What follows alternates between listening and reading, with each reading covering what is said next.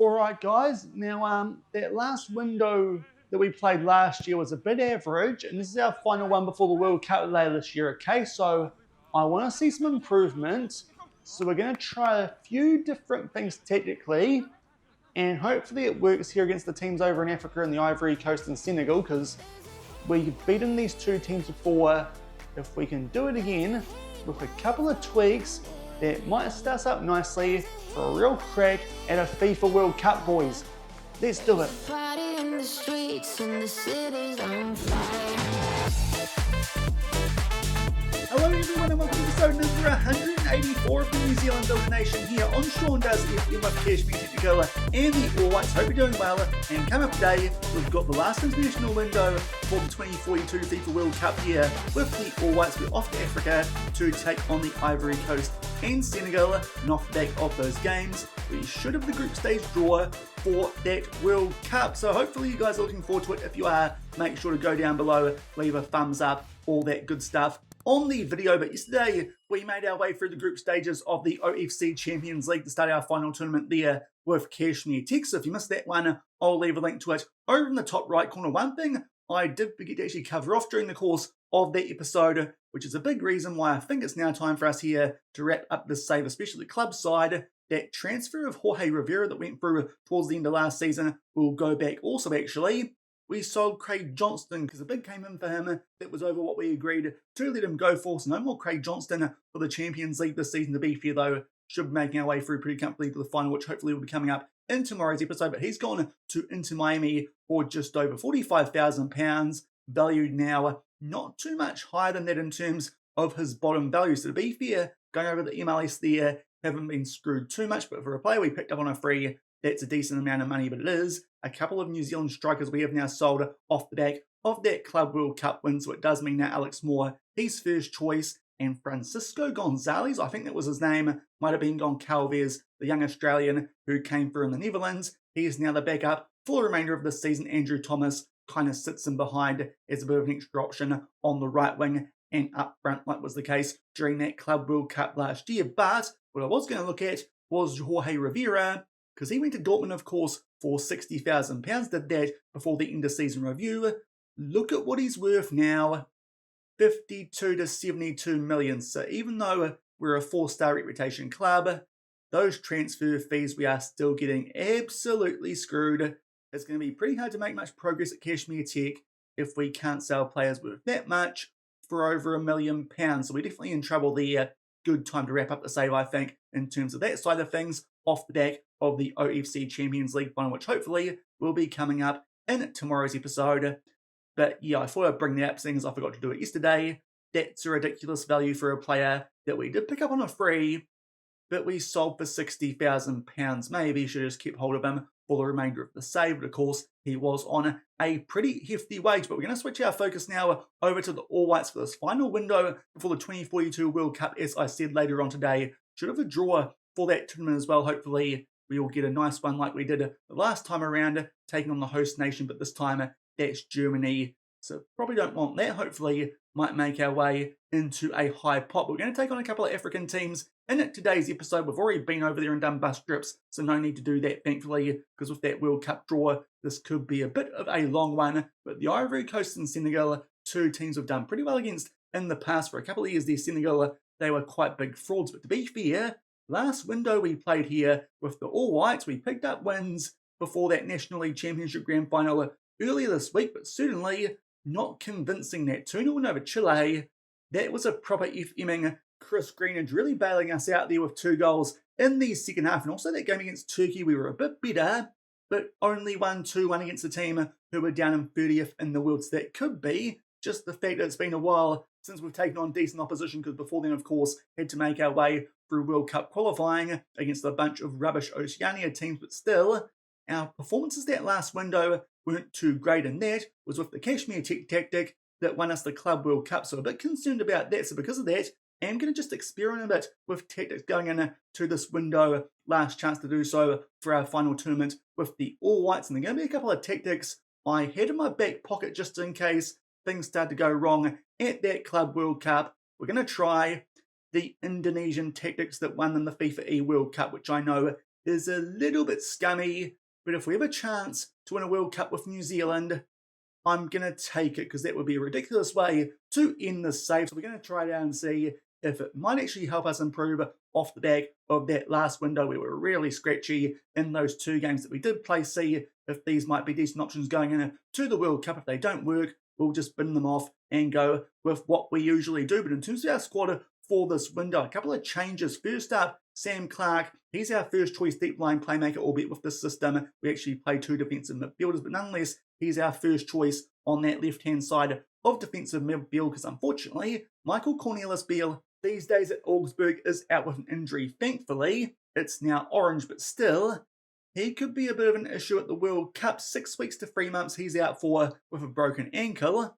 Hopefully, that recovers a bit sooner, but the former New York Red Bulls man, he's out, and of course, he's a player who came for our youth intake system at AFC Auckland. We're definitely the best player we've had come for a youth intake in the save. If we miss his experience, that could be quite a big blow to us. Hopefully, he recovers in time for the World Cup, or at the very least the knockouts. He could be someone we actually take even if he is injured, but he's missing. That means that Kenny Cowie does come in as an extra defensive midfield option alongside Clark, Corona and Vinicius. Pretty heavy Cashmere Tech dominance there in the defensive midfield. Also, Justin Keats retired off the back of that window that we played earlier this week, so it does mean that we've got Walid Khalid usually first choice right winger, but unfortunately both our left wingers for this window and Greenidge and Cloud, they're only recommended for 45 minutes for this game. We've got Khalid at left wing, so Aaron Grove comes back into the squad. He's a player from the Wellington Phoenix who's just got the 1 cap for us so far in the save. Is quite promising, albeit the potential not as good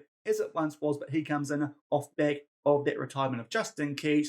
That's a shame because his song was an absolute banger. To be fair, no more songs in this save because, of course, all these games now away from home. So if you missed the songs, they're available somewhere on the YouTube channel still. But unfortunately, Justin Keat, he won't be at the World Cup. Did just notice there too, Aaron Grove attempts overhead kicks. That could be fun. Hopefully, get a side of that in today's episode. And as well as that, we have dropped both Martin Darman and Louis Evans. That's the reason Vinicius is still in defensive midfield because he's better than Evans. And also, Harrison Debenham comes in for Martin Darman, who's actually retiring just off the back of the World Cup. But these days, Debenham, another Cashmere Tech lad, he looks better anyway. So a couple of changes off the back of that last window here with the All Whites. Most concerningly, the Keat retirement, and especially that Beale injury. Hopefully, he'll recover in time for the World Cup. Otherwise, that could be an issue because these days, he is one of our most experienced players alongside George McDonald. Otherwise, this is a pretty fresh-looking All Whites team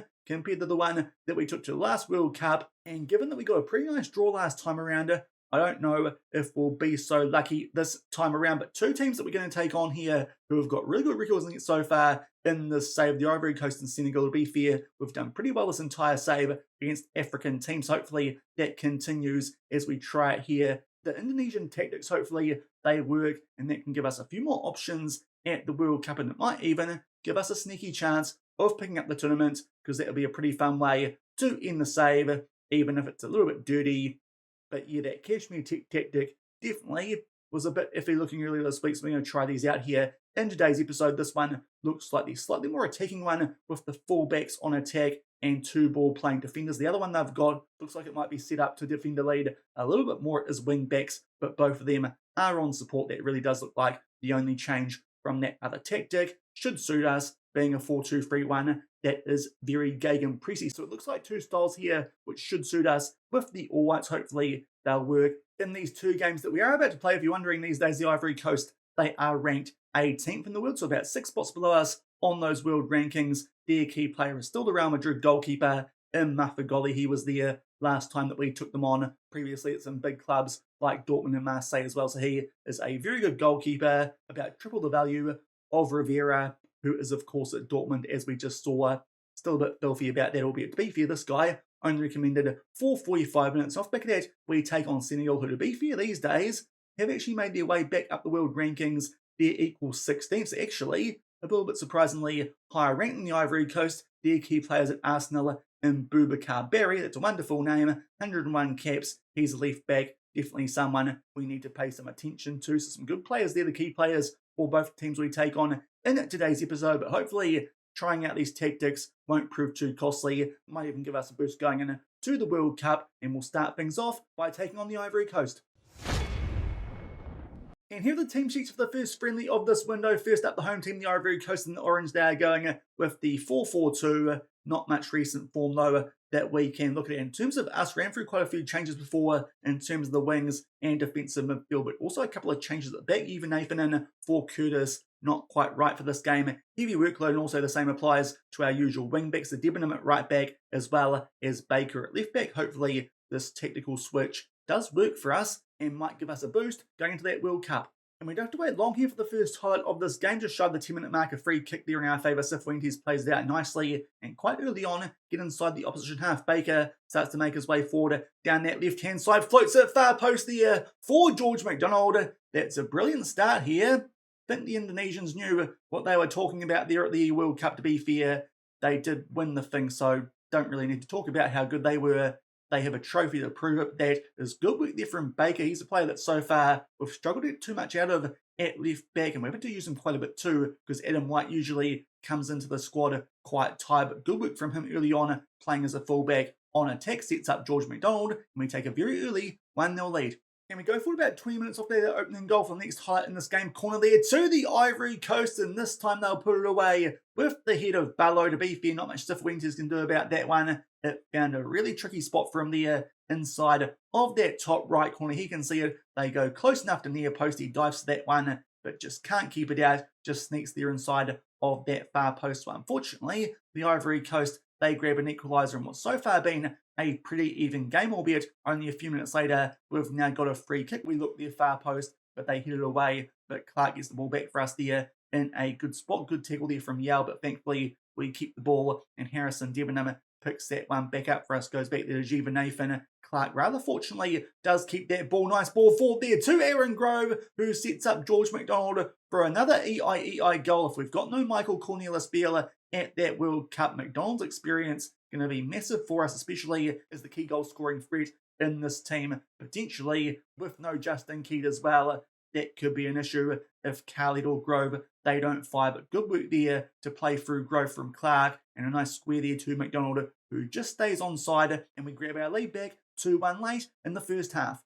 And it looks like that might do it for the first half of this game. It's been pretty even, but despite the fact that we've had these shots on target, then the Ivory Coast, the same amount of shots overall, but ours with a much higher XG. So it looks like this tactic is working relatively well. 2 highlights, 2 goals. To be fair though, they have 1 highlight, also a goal for them. So all the highlights so far have been goals, but it's going pretty well. 2-1 up here against the Ivory Coast. We're looking a little bit sharper than we did in that Chile game when we were well and truly on the back foot for the first half of that one. Going to take off their Corona on a yellow card for Marcus Vinicius, but I think that's the only sub we need to make going into the second half. Pretty happy with how it's going so far, holding a 2-1 lead. And just thinking 10 minutes into the second half of this game, and Jamie Young has just slumped down there to a 6.4. I keep saying it. Shaun should probably be starting from this point forward. Let's bring him on, still with a 2-1 lead.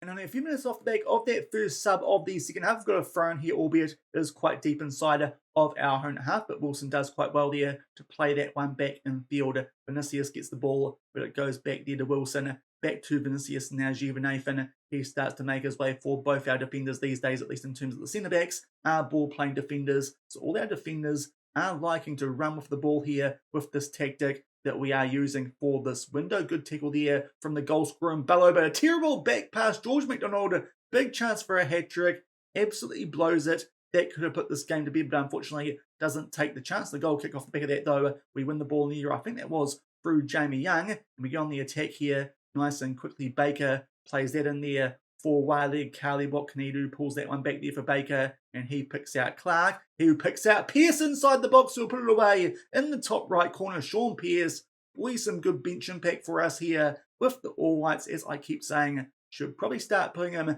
in the first 11 for this team, but attribute-wise, Jamie Young should be better, but on the field, Shaun Pearce continues to outperform him. There's the goal that George McDonald should have scored a couple of minutes ago to give us a cushion goal lead, 3-1 with a half hour left. And just about to make our way into the last 20 minutes of this game, Matt Baker's doing really well in this one. He does drop down to red hearts. Adam White can come on for him, a little bit of a risk on a heavy workload. Also though, we might go to that slightly more defensive looking tactic here for the last 20 minutes of this game. The only real change, as I said before the game, is the wing backs on support instead of the full backs on attack. So let's see if that might calm things down and hopefully help us hold on to this 2-goal lead.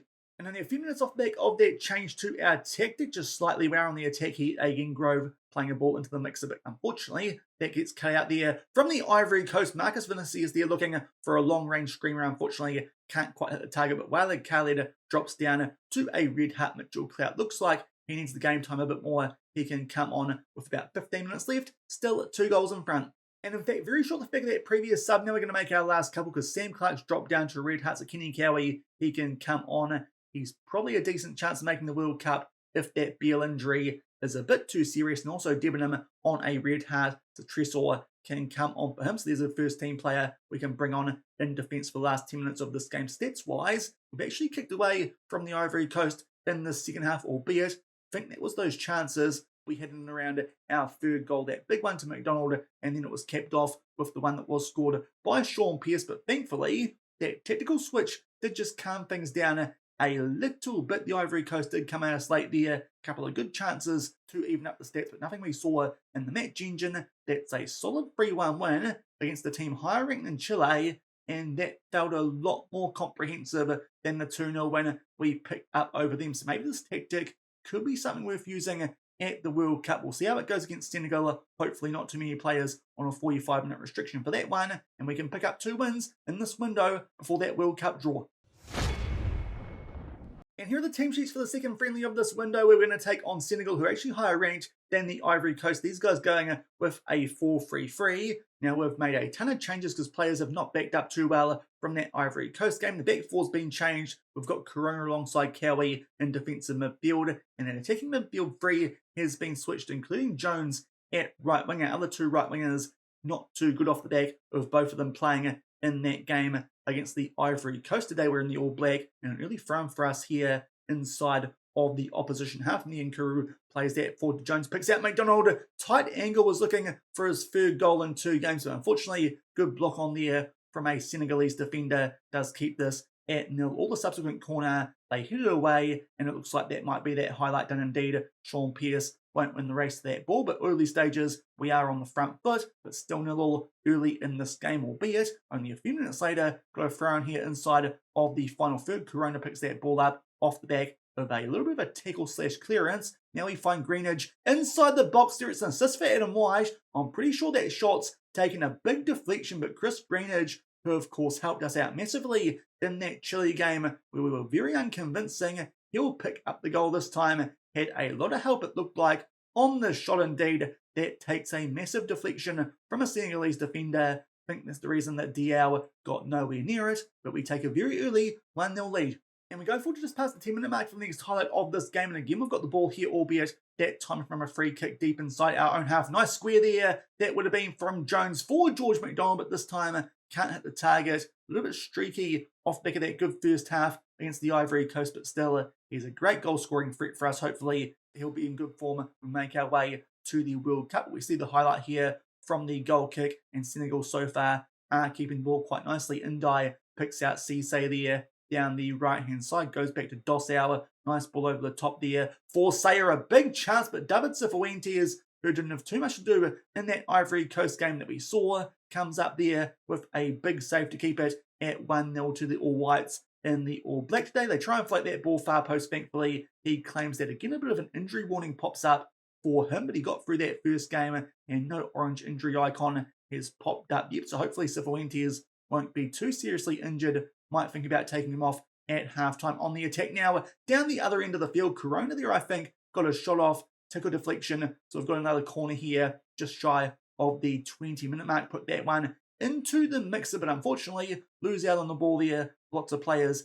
at that near post, but unfortunately, couldn't quite keep hold of it. But early stages, the stats are well and truly in our favour, but unfortunately, just one shot on target. So we are only 1-0 in front. Off the back of that, a free kick going far post, but DR comes out and claims that one. So Senegal might get a chance here to do something somewhat on the counter-attack. To be fair, with our full-backs on attack, putting it deep might be quite sensible, but we do win the ball back there. Good work from Corona. Tie that up before a Senegalese player does get them on the somewhat counter-attack. Now Kudus cuts in field.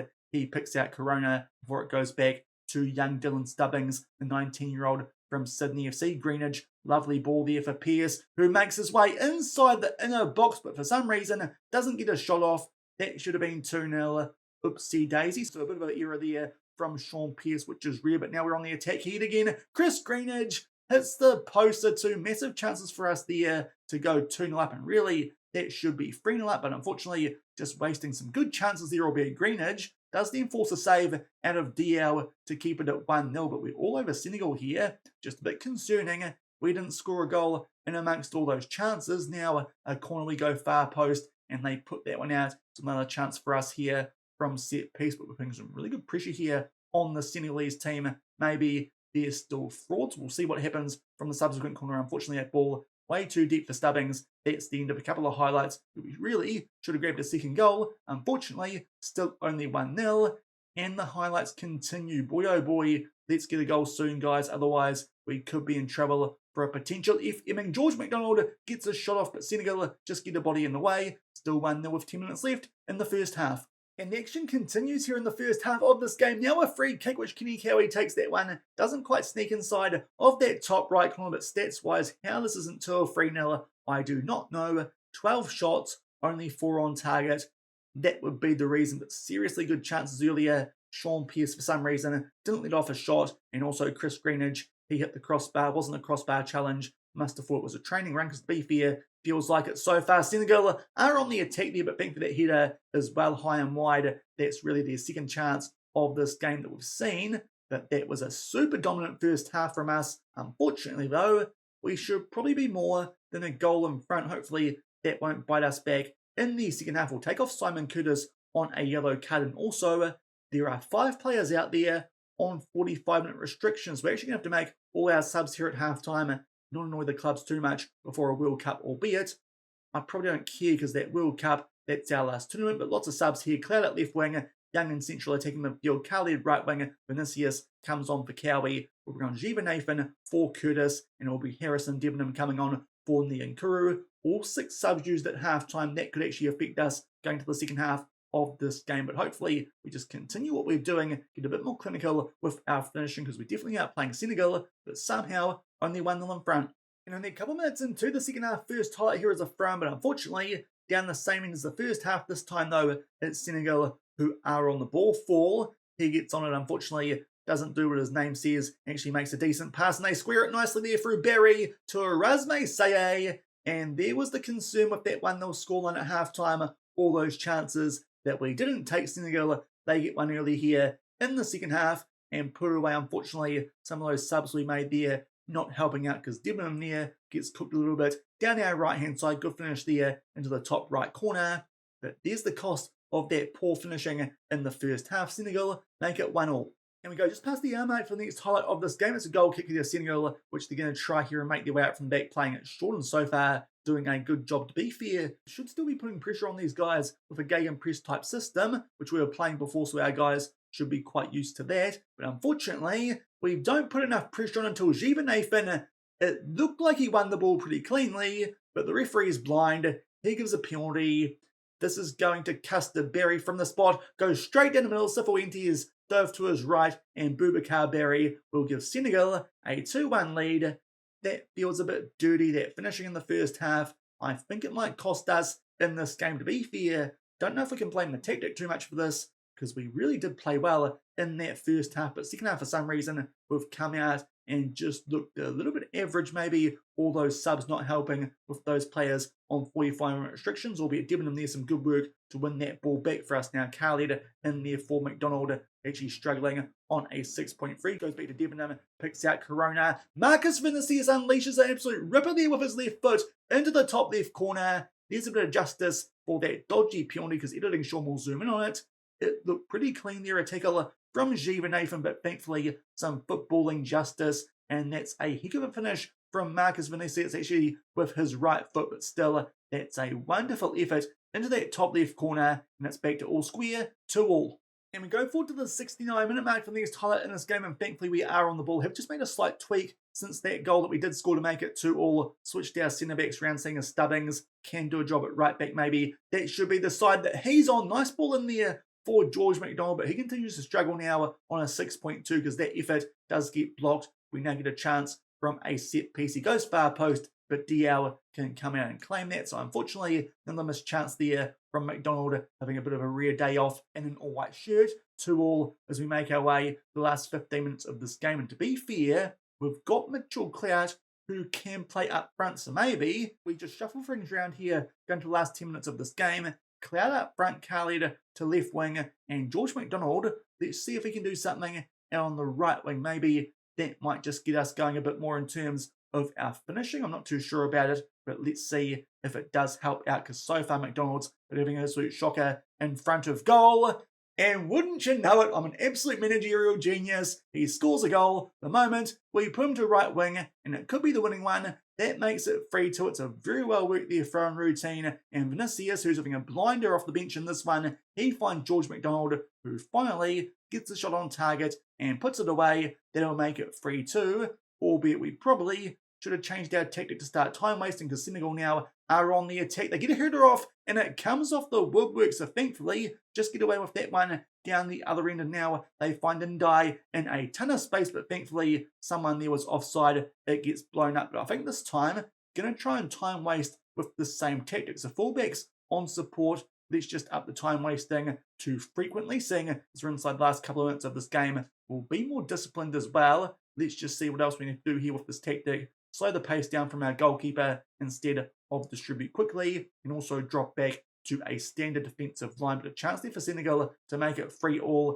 in what's been a very entertaining second half, and it might not be over yet. A throw-in for us here inside the final third. Can we grab a cushion goal late on? Debenham takes his time over the throw-in as we want him to, especially as this one is now over the 3 minutes of added time. Floats the ball there, far post, and Mitchell Clout will put it away, but won't make it 4-2 because the assistant referee has put their flag up. But thankfully, the referee blows his whistle. We're going to pick up a win 3-2. So 2 wins here, and this tactic has looked quite good. Unfortunately, Clout there did just straight offside. But the only concern from that game is how we didn't score more goals, especially in the first half. George McDonald had an absolute shocker up until that goal, which did actually end up being the winner with about 5 minutes left after we switched in with Mitchell Clout and Carly. Just change our options around there in terms of our attackers, and thankfully it paid off, and we grabbed that goal late on after blowing a 1-0 lead at halftime to go 2-1 behind. Thankfully, Vinicius, a screamer to make it 2-2, and George McDonald will pick up the winner, 3-2 over Senegal. So I think that change in tactic has actually helped us there with the All Whites, just that little experiment we did. Maybe that's something worth persevering with going into this upcoming World Cup, because it did feel like in terms of the match engine and the stats, a lot more comfortable than we were in those games against Chile in particular, and also Turkey. And those wins are quite big because it does see us go to a new record high in terms of the world rankings. We are up to equal 11th going into the World Cup draw. We are still above Belgium and the United States, but these days equal with Uruguay, just outside of the top 10. Hopefully we can get a nice easy group again at this World Cup, pick up some wins in that, and sneak our way into that top 10, and maybe have a sneaky chance of picking up the whole damn thing. But it is time for us to get stuck into the draw for the FIFA World Cup, our last tournament of this save. It's going to be off the back of the OFC Champions League final with Kashmir Tech, which hopefully will be coming up in tomorrow's episode, seeing as we're avoiding any New Zealand teams until the final. So let's get stuck into the World Cup draw, and we're going to be a first pot team, so that definitely should help us out. I think last time we were a second pot team. Sneaking our way into the top 12 of the world rankings does mean that we are now in the top pot. So big news for us there. That should give us an advantage going into the group stages of this World Cup. Apparently our fans want us playing Qatar, Australia and Guatemala. Not too sure how realistic that is. Not too sure if those teams are in pots 2, 3 or 4. But if that's going to be our group, yes please. That looks very nice indeed. But now it's time for us here to make our way through this draw. Our last tournament that we're going to play in this save, and the only competition we haven't won so far. Are we going to get a nice group which will help us make our way through to the knockouts? And would you believe it? It's Andreas Iniesta, who of course did the draw for the Club World Cup, which we won. To be fair, he did give us a pretty tough group, but hopefully this time around he looks after us. There's pot 1, Argentina, Brazil, England, France, Germany, Italy, Mexico, Netherlands, New Zealand, the big dogs, Portugal, Spain, and Uruguay. Pot 2, that's Aussie, Belgium, Chile, Colombia, Croatia, Ivory Coast, Nigeria, Norway, Paraguay, Senegal, USA, and Ukraine. Pot 3, Costa Rica, Egypt, Iran, Japan, Poland, Saudi Arabia, Serbia, South Africa, Switzerland, Tunisia, Turkey, and the UAE. To be fair, most teams in that pot we should be handling. And pot 4, that should be pretty easy work for us. All those teams do look very beatable in Algeria, China, Curacao, Ghana, Guatemala, Honduras, Ireland, Mali, Qatar, South Korea, Syria, and Venezuela. So those are the pots for this year's World Cup. We're going to come out in one of these groups right now. Germany, Group A, Group B, Portugal, Group C, that'll be England. Group D, that's where we are. D for delightful, hopefully there, from Andreas Iniesta. David Cifuentes, apparently our key player these days. To be fair, they've made some big saves there in that past window. Group E, Italy. Group F, we've got the Netherlands. Group G, Argentina. Group H, Mexico. Group I, Uruguay. Group J, Brazil. Group K, France. And Group L, that is Spain. So now it's time for us to see here who we get from pot 2, Ivory Coast. They'll join Germany. To be fair, wouldn't have minded them in our group off the back of that win that we did just pick up. Group B, Portugal. They'll be joined by Australia. So unfortunately, our fans don't get what we want. And I don't either, because that would have actually been quite a fun group with us and the Aussies in the same one. Group C, England, they're joined by Croatia. That looks like it might already be a bit of a group of death. Now, we could get one of Belgium, Chile, Colombia, Nigeria, Norway, Paraguay, Senegal, USA, or Ukraine. Of course, Belgium, right up there in terms of the world rankings, just outside of that top 12 and 13. So that's probably the team that we want to avoid the most. All the rest, though, I'm hopeful we could do a decent job against, especially Senegal, those frauds. Let's try and beat them again, hopefully, at the World Cup. But no, we get Norway. I'm not too sure if they've still got Erling Haaland, but New Zealand have history of keeping him quiet in Junior World Cups. That might actually not be the worst one for us there, Norway in Group D. But to be fair, if Haaland's on fire and still around in the saver, that could be a problem. But a European team, a little bit tricky there for us. In pot 2, Italy get Colombia, the Netherlands, they get Paraguay, Argentina are joined by the USA, bit of Copa America action there. In Group G, Group H, Mexico, they're joined by Senegal. That's a bit weak looking early doors. Group I, Uruguay joined by Belgium. Group J, Brazil, they get joined by Nigeria. Group K, it's now France and Ukraine, which means Chile will go into Group L alongside Spain. We'll just fire through pot 3 because these are teams that really we should be handling. Saudi Arabia, Group A. Group B, South Africa, Portugal looking very good there all of a sudden, albeit I think actually Aussie might have topped the group with Portugal in it at the last World Cup, but those two do look quite strong now in Group B. Group C, Egypt, so that might just be a bit of relief there for England and Croatia. So we can get one of Costa Rica, Japan, Poland, Serbia, Switzerland, Tunisia, Turkey, or the UAE. So to be fair, quite a few European options left there in that pot to join Norway. And we get another one in Switzerland. And we took on Switzerland once in the save. They were pretty blimmin' good. So all of a sudden, this group looks pretty brutal. I'm not too sure if I enjoy Andreas and Iniesta doing our groups here at these tournaments, but it could be a little bit tricky. Hopefully, we can just find a nice pot for opponent that we should fresh just to make sure we do actually make our way out of that group. Group E, that is going to be Iran from pot 3. Group F, Costa Rica. Group G, Serbia. Group H, the UAE. Group I is going to be Turkey. Group J, that is going to be Poland. So that group now looks quite interesting. That could actually be a bit of a group of death if Poland are actually half decent these days with no Lewandowski. Group K, that's Tunisia. And Group L, Japan will join Spain and Chile. And down to pot 4, we'll just see by the time we get there what teams that we can't get. But Venezuela, they complete Group A. Group B, that's Honduras. Portugal and Australia really should be getting out of that group. Group C, Guatemala. So that should be pleasing England and Croatia. Now, Group D, we can get Algeria, China, Curacao, Ghana, Mali, Qatar, South Korea, or Syria. For some reason, can't get Ireland, maybe too many European teams in one pot. And we will get Ghana. And honestly, they're not a bad African team. To be fair, we usually do well against African teams, as you've just seen. But that's a little bit of a brutal group, considering we're actually a pot 1 team. They'll all be quite happy getting us, I'd imagine. But that won't be easy work for us, I imagine, in any of those 3 games. Let's just hope we find a way to actually make our way through to the knockouts. Otherwise, that would be a bit of an embarrassing ending to the save. Group E is completed by Algeria, Group F, South Korea, Group G, that's Qatar, Group H, Ireland, Group I is Curacao, Group J, China, Group K, that's Syria, which means Mali. They will go into Group L. So there's all the groups there for this upcoming World Cup, which we should get stuck into at the start of next week here on the channel. Our group looks a little bit tougher, honestly, than I was expecting, being a Pot 1 nation for the first time, but hopefully we can actually pick up some wins, maybe that new tactic we are going to have to roll out for those games that we do have, because that looks a bit more brutal than I was expecting. We'll just go forward and see where all those teams are in terms of the rankings.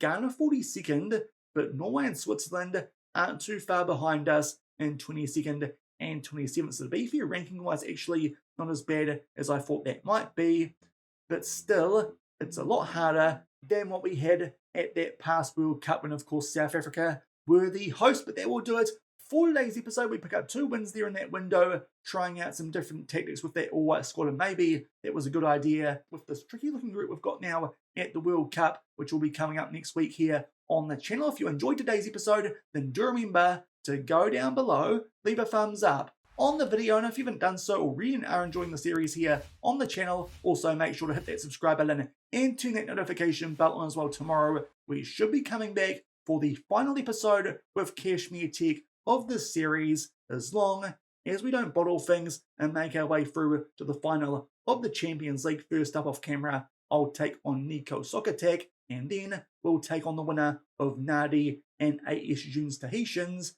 and hopefully that will mean we've got a final coming up tomorrow, and we'll take on one of Western Suburbs or Auckland United, or it could be one of the ASs, but you'd imagine it'll be one of those other New Zealand teams we'll take on in the Champions League final to try and break the record that Auckland City and us currently hold here of the most Champions League titles. Can we pick that up all our own by lifting it for a 13th time? We'll find out tomorrow, and also say goodbye to Kashmir Technical. So until then, thank you very much for watching, keep on keeping on, and I'll see you then. Cheers.